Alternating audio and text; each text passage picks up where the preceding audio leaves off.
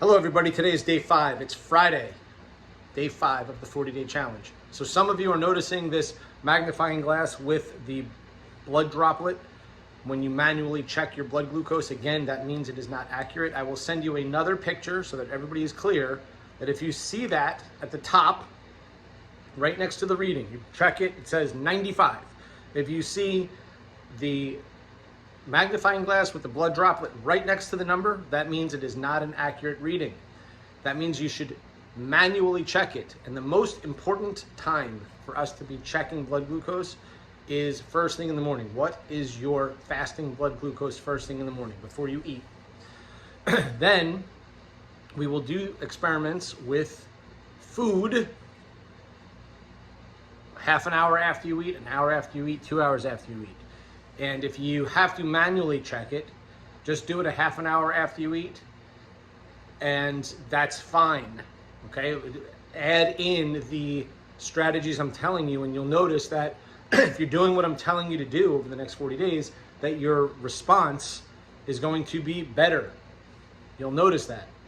If you have the constant blood glucose monitor, you'll notice that your response is better in real time, so you'll be able to see what's happening over the course of about 90 minutes to 2 hours after you eat. Now, some of you have been sending me your blood glucose, and the numbers are ranging from, pretty normal in the 80s all the way up to the 115 to 120 range, which I was expecting. Like I said, this group is a fairly metabolically fit group. Fortunately, you're always preaching to the choir. But if you look around, the average person is definitely in that 115 plus range. And I want to be very clear that if you are in that 110 even-ish plus range and trending over 100 or around 100, you need to get this together. And it's important because especially if you're over 115, you want to recognize that you may be suffering some of the consequences of type 2 diabetes. So you want to start to reel things in and recognize, stop being stupid. So I don't have to tell you to stop eating ice cream and stop, drinking, wine every night. And you guys, right? I'm not here to tell you the obvious. I'm here to tell you the less obvious. These strategies are not obvious to people. So when I talked about protein at every meal, it's not obvious.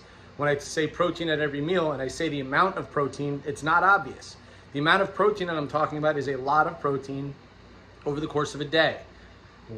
The reasons for that are because protein is so thermogenic, it is so satiating, because there's lots and lots of longitudinal studies on protein. If you have a problem with eating a lot of protein, if you think it's dangerous for you, I have done a whole bunch of talks in the past, guys. Just go to Dr. Stuart Phillips, who is one of the leading research labs in the world on protein, and listen to him speak about protein. Don't take my word for it. Okay, well, I do all this stuff for you guys, so you can take my word for it. Just eat more effing protein at each meal, okay? Make protein the hub of your meal. Next is to increase your fiber. Increase your fiber. That was tip number 2. Again, if you don't have the page from the UTC manual, so most of you have had for many, many years, you've done at least one UTC. If you look in the carbohydrates, you'll notice that most of those carbohydrates are a combination of soluble and insoluble fiber. Some of the fats as well, like avocados, etc. Nuts, seeds, they're going to have soluble and insoluble fiber. So when you're eating your carbs and some of your fats, you want to make sure that fiber is featured. That's also leafy greens. That's why I have the emphasis on, salads and whatnot. Now, tip number 3 today. So 1 is protein, 2 is fiber, 3 is in the same ballpark as fiber, which is resistant starches. So what happens if you make your starches more resistant? What does that mean? Well, that's also in the UTC manual. There's literally a whole section that says resistant starches. What does that mean? It means that you simply refrigerate your carbohydrates after you eat them. So just overnight them and you eat them cold. Now you can warm them up and still get the effect of the resistant starch, believe it or not. But what happens here is the fiber literally like crystallizes in the refrigerator as it gets cold, and it becomes more resistant. What does that mean? It means it's harder for the digestive system to break down the fiber. It's more effort, just like protein is a heck of a lot of effort for the body to break down all those amino acids. That's why it's so thermogenic. You're making your body work hard to break it down. Similarly, fiber has the same effect, right? It's fibrous. It's hard to break down. That's why you poop it out. It doesn't become assimilated into, bone or muscle. That's what you poop out, is the fiber. Well, you can make it even more resistant by making it cold. And this is well researched, well founded. I have sent out research on this in the past. And it's not by a little that the thermogenesis of fiber goes up. It's by a lot. The one thing here is, and I should have said this yesterday, but guys, if you're not used to eating a high fiber diet, closer to 35 to 40 grams, the average American, I think, eats about 15 grams a day, which is woefully low. If you double that or triple that, you're going to notice that you're going to get some digestive issues. Why? Because it wreaks havoc on your digestive system. See, this is where people get things like diverticulitis and all these digestive problems in their intestinal tract because they're not used to eating the fiber. Fiber makes the digestive tract strong and resilient. It's meant to be strong and resilient. If you eat a very low fiber diet all of the time and all of a sudden you eat something high fiber things, it's not hard to irritate the diverticulum. It's meant to digest nuts, seeds, grains, leafy greens, all those things. It's meant to. But if you don't do it, it's like anything else. I mean, literally, your intestines are smooth muscle. Okay, well, what do you do to muscle to strengthen them? You work them out. If you're not putting the fiber through your digestive tract, guess what? It gets weak. And then when you put a demand on that muscle, on the diverticulum in particular, you get diverticulitis, right? Itis, an inflammation of the diverticulum.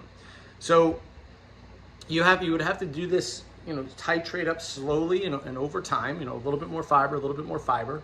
But if you notice that, or if you know that you have digestive issues in general, don't do the resistant starches. It's too much of a demand on your intestines. So if you know that you're somebody that's prone to digestive problems, steer clear from the resistant starches. If you don't have digestive issues, add them in. Watch the effect it has on your blood glucose. You will be shocked. And if you are somebody that has issues with your digestive system, you should definitely text me privately so that we can fix your problem. Because if you have acid reflux, if you have hiatal hernia, if you have diverticulitis and this and that. So there's all these things that go on and people just pop pills and they're told to avoid all this stuff.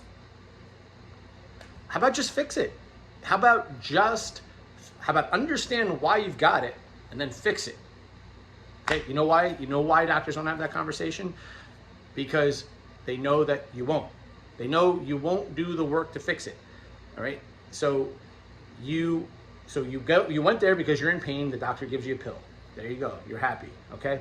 You shouldn't be. You should want to fix the problem. All right? So that's tip number 3. Resistant starches. Watch the effect that it has on your blood glucose. Just start putting some carbs into your refrigerator, whether it's sweet potatoes or rice, whatever it is that you're eating. Even your berries and things of that nature, which are obviously already stored in there. Even those things will have an effect. So eat them while they're cold. All right, guys? Keep me posted. Please keep sending me your blood glucose in the morning and start checking it a half an hour after you eat. If you have the constant blood glucose monitor, check half an hour, 1 hour, and 2 hours after you eat for the next several days as we do these experiments while you're using the blood glucose monitor, because I want you to see the trend in terms of the effect that these strategies have on your recovery. Okay? All right, everybody. Have a great rest of the day.